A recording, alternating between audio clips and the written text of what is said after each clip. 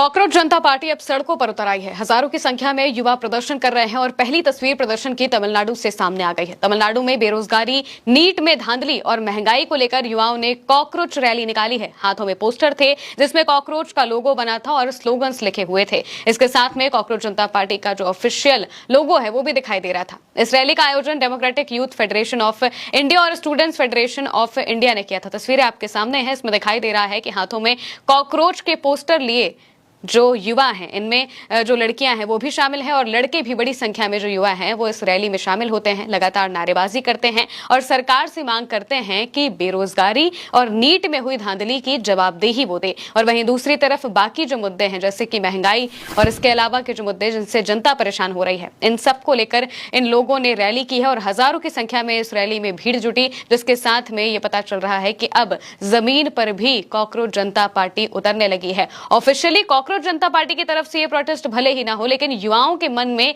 इस भावना को कॉकरोच जनता पार्टी ने ला दिया है कि उन्हें ही इस देश को बदलना है और सबसे बड़ी बात यह है कि अपने साथ हो रहे अन्याय के खिलाफ आवाज उठाना है। दरअसल ये जो रैली हुई है तमिलनाडु के मदुरई इलाके में हुई है। इसमें शामिल युवाओं के हाथों में तख्तियां थी जिन पर लिखा था, हमें काम चाहिए, हमें जिंदगी चाहिए, हमें सम्मान चाहिए और बेरोजगार कॉकरोचों की रैली है।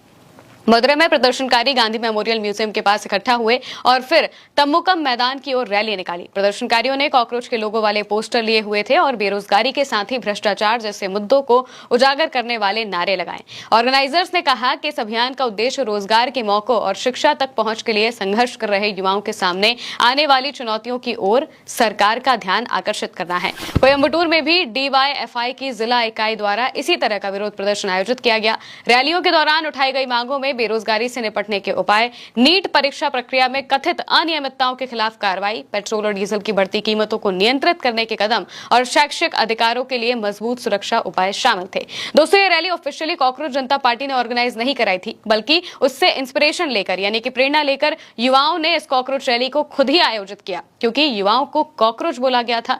बेरोजगार युवाओं को खासकर कॉकरोच बोला गया था CGI सूर्यकांत की तरफ से। हालांकि बाद में उन्होंने इस पूरे मामले पर सफाई जरूर दी, लेकिन तब तक बात बिगड़ चुकी थी। तब कॉकरोच जनता पार्टी एक प्लेटफॉर्म सोशल मीडिया पर आ चुका था जिसके साथ वो युवा जुड़ते चले गए जो कि इन सभी परेशानियों से जूझ रहे हैं। और अब वही युवा जो बेरोजगार हैं, जो कि सरकार की मार झेल रहे हैं, जो सरकार से जवाबदेही चाहते हैं, जो ये चाहते हैं कि शिक्षा व्यवस्था में सुधार किया जाए, जो ये चाहते हैं कि महंगाई को कम किया जाए और जो ये चाहते हैं कि हमारा देश अच्छे तरीके से आगे बढ़े, वो सभी युवा अब एक साथ एक प्लेटफॉर्म पर संगठित होते हुए दिखाई दे रहे हैं और हर कोई कॉकरोच जनता पार्टी से प्रेरणा लेकर सड़कों पर उतरना शुरू कर चुका है। और यही बताता है कि कैसे